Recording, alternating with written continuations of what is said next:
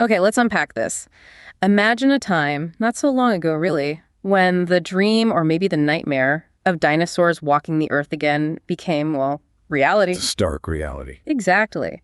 But what if that reality started to fade and humanity's survival suddenly hinged on this incredibly dangerous mission? Back to where it all kicked off. Today, we're diving into that world. It's teetering on the brink, a story of desperate measures and some really unexpected heroes. Our journey starts, believe it or not, 17 years ago, deep inside this hidden InGen facility on Île Saint-Hubert. Right, the secret labs. That's the place. And there's this scientist, Williams, brilliant, maybe a bit reckless, working on something pretty terrifying, mutated dinosaurs. Not just bringing them back, but changing them. Yeah, and then this almost bizarre accident happens, seems so small. Someone drops a Snickers wrapper, it jams a lock. A critical containment lock of all things. And boom, this creature, this absolute nightmare, the Distortus Rex, gets out. Just chilling. And Williams. He didn't make it. A tragic start to its escape. Yeah. So fast forward 5 years, dinosaurs are back on the mainland. You'd think chaos, right? Constant panic. You would, but surprisingly, no. People had kind of gotten over the hype, it sounds weird to say. Well, there was a grim reason. Climate change was hitting the dinosaurs hard. Really hard. Decimating their populations, Yes. pushing the survivors into these specific sort of no-go tropical zones near the equator. Exactly, which sets up this fascinating irony. The creatures we first controlled, then feared. Suddenly hold the key. Unexpectedly, yeah. A key to humanity's future. There's this desperate need for new medical breakthroughs, human lives are on the line, and that agency. It sparks an idea in Martin Krebs. He's a pharma rep, Parkergenics. A bold vision, you could say. Audacious, even. He decides to assemble a team, a highly specialized team for this incredibly risky mission. And the mission is... Yeah. Wow, go back to that abandoned InGen facility on Île Saint-Hubert. Back into the lion's den, essentially. Their goal, get genetic samples, Yep. vital ones, from 3 specific dinosaurs. Not just any dinosaurs either. We're talking big league. A mosasaur, the giant marine reptile. Titanosaurs, those colossal long necks. And the Quetzalcoatlus, the huge flyer. All for developing life-saving drugs. That's the pitch. The team Krebs pulls together is key. You've got Zora Bennett, former military, covert ops, tough. Unflappable is the word. Then Henry Loomis, the paleontologist, deep respect for these creatures. You can feel his connection to them, even in the planning stages. And Duncan Kincaid, the leader, seasoned. He and Zora have this shared history. Yeah. Tragic. As a whole other dynamic. And they don't shy away from the moral questions, do they? No, they grapple with it. Yeah. Saving humanity by, well, potentially exploiting these animals. It's heavy. The need pushed them forward, but that question hangs there. They also bring along a few others. Bobby Atwater, Nina Leclerc, old colleagues. Okay, so as if that mission isn't complex enough, there's this parallel story running, totally separate at first. Right, out on the Atlantic. The Delgado family. Reuben, his daughters Teresa and Isabella, and Teresa's boyfriend, Xavier. Just a boat trip, supposedly. Yeah, seems innocent, though Reuben's not initially sold on Xavier. Thinks he's a bit lazy, maybe smug. Yeah, typical dad stuff. But then, catastrophe. Their boat gets capsized by a mosasaur. Just like that. A reminder of what's really out there. And that unpredictability. Wow. It's the huge wild card, isn't it? I mean, how do you even plan for something like that? A chance encounter completely derailing everything. Shows how even the best plans are just fragile against nature. Raw, chaotic nature, especially this kind of nature. So the team, Duncan, hears the distress call. They actually find the Delgados, pull them aboard their vessel. A moment of relief, you'd think. Short-lived, because then they're hit by a pack of Spinosaurs. Oh. In the water, vicious. And working with the mosasaur, like a coordinated hunt. Seems like it. It's chaos, and in that chaos, Bobby Atwater, he's dragged under. Oh, man. Yeah. Gone. Just like that. Yeah. A brutal loss right at the start. Yeah. Sets this really grim tone, and the tension just keeps ratcheting up. Teresa tries to use the radio, get help. But Krebs? Krebs wants that radio. He struggles with her, desperate. And Teresa goes overboard. No.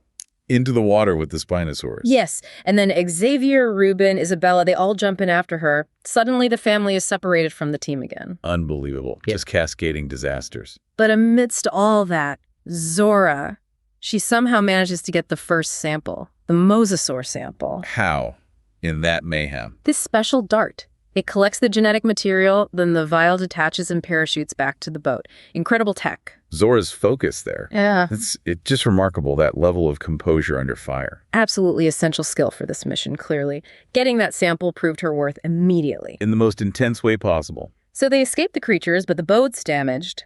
Duncan has to crash land it onto the shores of Ile Saint-Hubert. Out of the frying pan. Into the fire, literally. As they're trying to unload gear, Nina gets snatched. Another Spinosaur lurking. Another loss. Yeah. This island is relentless. It really is.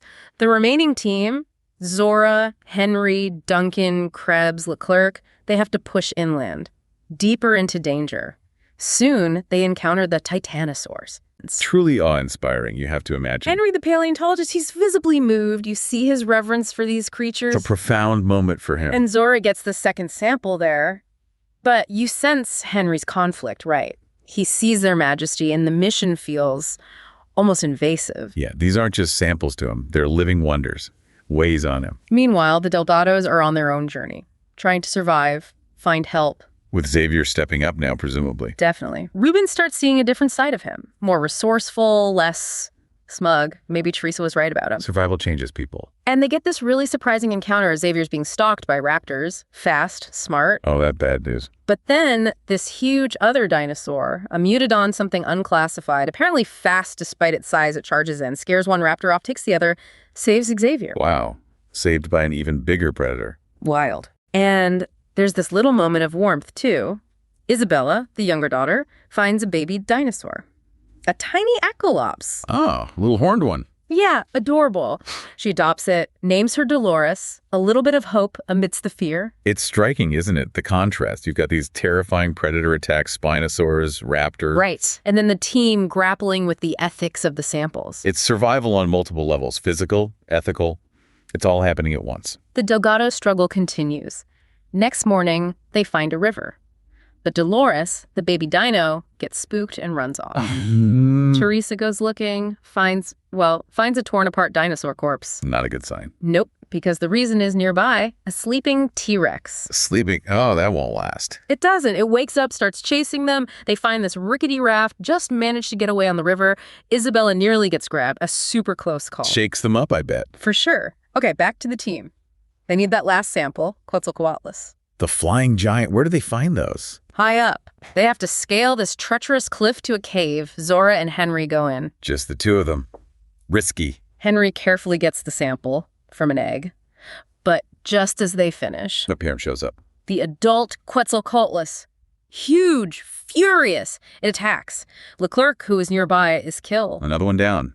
This team is shrinking fast. Zora and Henry barely escape. Henry actually falls off the cliff, He falls. but miraculously survives. Hits branches, lands in a river below.